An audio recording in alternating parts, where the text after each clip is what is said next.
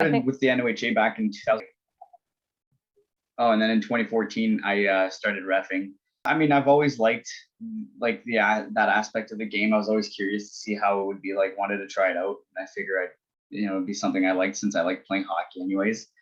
And then a few refs that ref me when I was in minor hockey kind of told me like, oh yeah, you'd be good because you're a good skater and that kind of thing. You kind of understand the game, you played the game, so it would actually be like an advantage for you if you ref. And I was like, okay, like sounds cool. And then just got into it, and then it worked out, and I liked it, stuck around, and planning to stick around for a bit longer too. So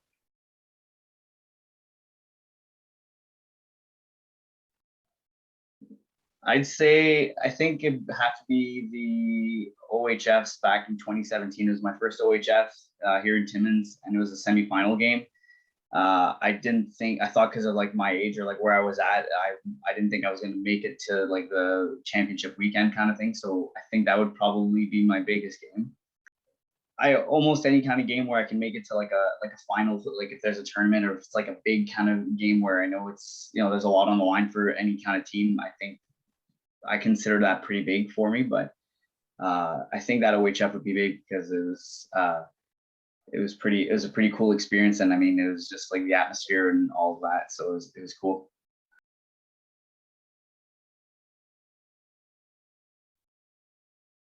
It's tough because like there's so many things that in the game that's changed, but I'd probably say just try to have fun with it. Don't think about anything too much. Go out there and try to just, do your job, and don't worry about anything else. Just worry about calling a good game and making sure that at the end of the day, it's a clean game and everyone's having fun out there, including you. Patience.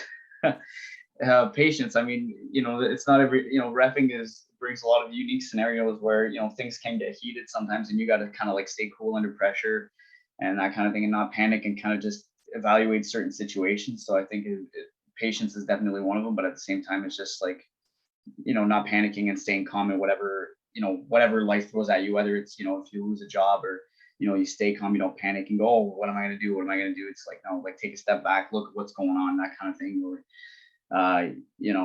if there's a heated confrontation in front of you, like do you like panic and walk away, or do you step back, or do you just stay there and just let it play out kind of thing? There's so many different scenarios where, like, I even catch myself sometimes, like a lot of times actually, where I'm like, man, like this is almost like, being in a hockey game where, you kind of have to deal with certain aspects of it. So it's kind of funny how it translates, you wouldn't think it translates a lot, the stuff you see on the ice, and then sometimes it translates a lot off the ice and like into your actual life. So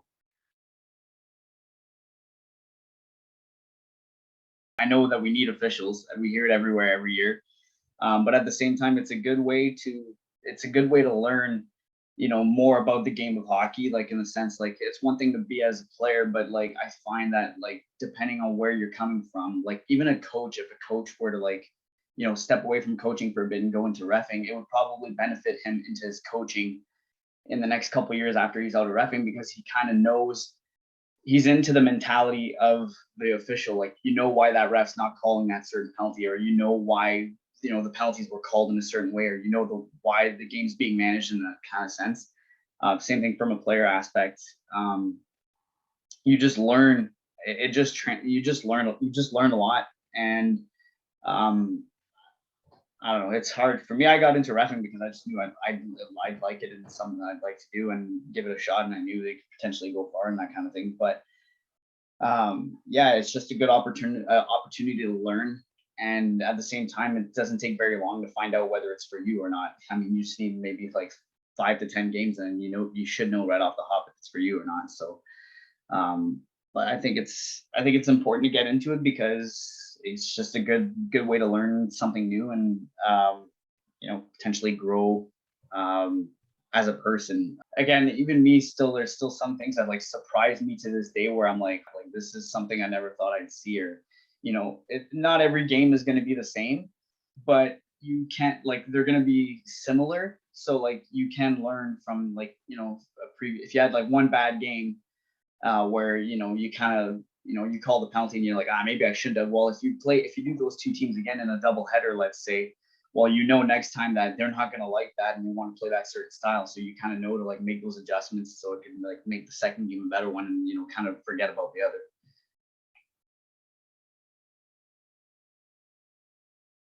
I want to thank the NOHA for, the award. It's, I'm not in the game for the awards, but it is nice to, get that recognition. I've been working hard for a bit now, and it does feel pretty good to know that I am doing a good job, even though like I've heard it before. But even the guys that brought me up, like there's Mark Veyer, there's John Elliott, who trained me a lot when I was coming up here in Timmins and that kind of thing. And those kind of guys, like, really, I kind of like modeled my game towards the way they called it, in the sense. Made a few adjustments because I think that if I called it the way they did it back then, it wouldn't go too well now. But yeah, no, those guys really helped me out.